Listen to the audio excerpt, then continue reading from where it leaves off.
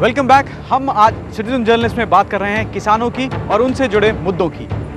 पैदावार बढ़ाने के लिए रासायनिक खाद और कीटनाशकों का इस्तेमाल तो तकरीबन सभी किसान कर रहे हैं, मगर लगातार हो रहे इस्तेमाल की वजह से ज़मीनें बंजर होती जा रही हैं और पैदावार भी कम हो रही है। मेरठ के अनिल राणा जैविक खेती को लोकप्रिय बनाने में जुटे हुए हैं। ये दुख की बात है कि अनिल राणा की अभी कुछ ही दिन पहले एक हादसे में मौत हो गई, मगर उन्होंने IBN 7 के लिए ये रिपोर्ट बनाई थी।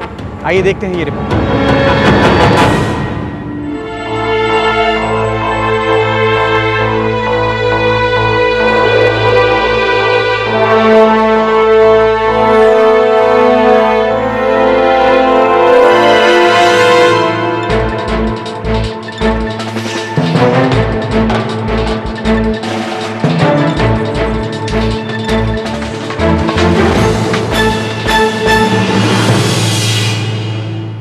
मैं सिटीजन जर्नलिस्ट अनिल राणा हूं और मेरठ में रहता हूं।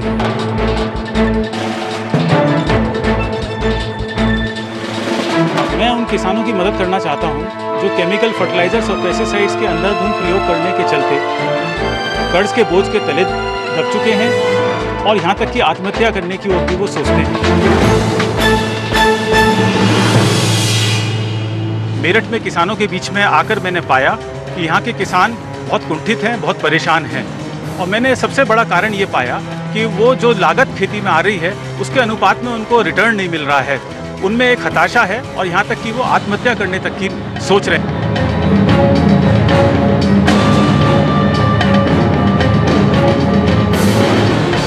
मैं अनेक गाँवों में गया और किसानों से बातचीत की और उसके पश्चात मैंने वहाँ के किसानों के कृषि मिट्टी के सैंपल्स लिए और उनको प्रयोगशाला में भेजा। प्रयोगशाला के जब रिजल्ट्स आए तो वो बहुत चौंकाने वाले थे। उनमें बहुत सारे खतरनाक कीटनाशक थे मौजूद थे कृषि मिट्टी के अंदर। ऐसे 6 कीटनाशक मेरठ की कृषि भूमि में पाए और मैं समझ गया कि यही मूल कारण है जिसकी वजह से कि यहाँ के किसानों की जमीन बंजरपन की ओर चल पड़ी है और कम पैदावार दे रही है। इसके अलावा मैंने ये पाया कि ये खतरनाक रसायन धीरे धीरे रिस कर भूजल तक पहुँच गए हैं और जिसके चलते पैदावार जो खेतों में हुई वो भी जहर बन जाती है,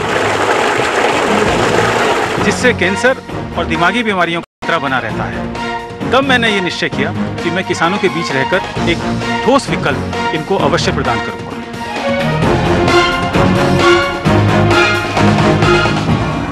इस केमिकल खेती का विकल्प मैंने जैविक खेती के रूप में पाया।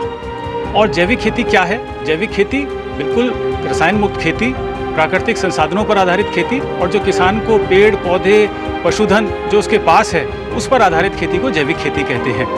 और ये खेती बहुत ही सस्ती सुलभ है, जिससे कि किसान की जेब पर बहुत कम या बिल्कुल नाममात्र का बोझ पड़ता है। और जहाँ एक ओर ये पर्यावरण की रक्षा करती है, प्रकृति की रक्षा करती है, वहीं दूसरी ओर ये हमारे स्वास्थ्य की भी रक्षा करती है, क्योंकि कोई इसका साइड इफेक्ट भोजन के रूप में जो हम इसको ग्रहण करते हैं उस पर पड़ता है। मैंने इस काम में युवा पीढ़ी का सहारा लिया और कुछ मुट्ठी भर युवा मेरे साथ इस अभियान में जुड़े। मैंने लोकगीतों का सहारा लिया जिससे कि किसानों के बीच में जागरूकता आए।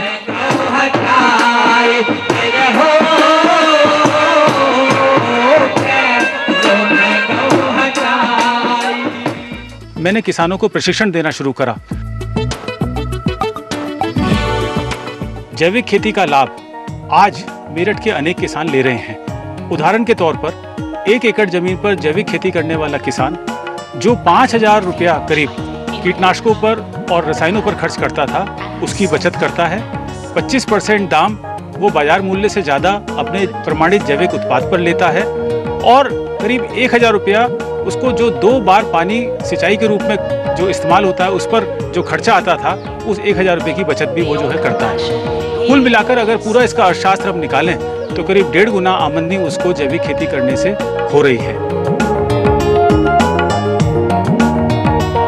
जैविक खेती का फायदा देश को भी मिल रहा है, क्योंकि करीब 40,000 करोड़ रुपया देश को इन उर्वरकों की सब्सिडी पर खर्च करना पड़ता है। इस रूप में जो किसान जैविक खेती कर रहे हैं वो सीधे सीधे देश को भी एक लाभ दे रहे हैं। और दूसरा इसका लाभ ये है कि पर्यावरण सुरक्षित रहता है, खेतों में जो है उर्वरकता शक्ति बढ़ रही है, भूजल हमारा सुरक्षित हो रहा है और प्रकृति को बचाने का काम बहुत अच्छी तरह से आगे बढ़ रहा है।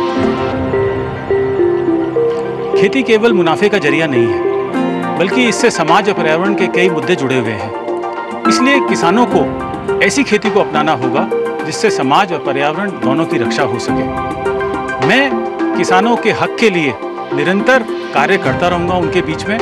IBN 7 के लिए सिटीजन जर्नलिस्ट मैं अनिल राणा।